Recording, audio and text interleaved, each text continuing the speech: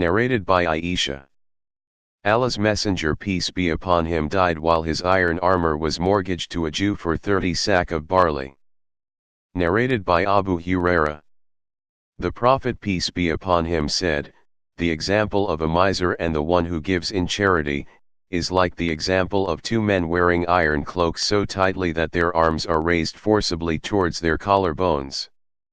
So, whenever a charitable person wants to give in charity, his cloak spreads over his body so much so that it wipes out his traces, but whenever the miser wants to give in charity, the rings of the iron cloak come closer to each other and press over his body, and his hands gets connected to his collar bones. Abu Huraira heard the Prophet peace be upon him saying.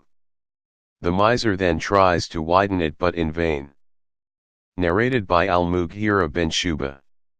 Allah's Messenger peace be upon him went out to answer the call of nature, and on his return I brought some water to him. He performed the ablution while he was wearing a chamois cloak. He rinsed his mouth and washed his nose by putting water in it and then blowing it out, and washed his face. Then he tried to take out his hands through his sleeves but they were tight, so he took them out from underneath, washed them and passed wet hands over his head and over his leather socks. Narrated by Anas.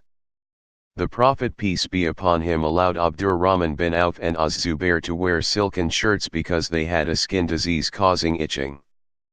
Narrated by Anas. Abdurrahman bin Auf and Az-Zubair complained to the Prophet, i.e. about the lice that caused itching, so he allowed them to wear silken clothes. I saw them wearing such clothes in a holy battle.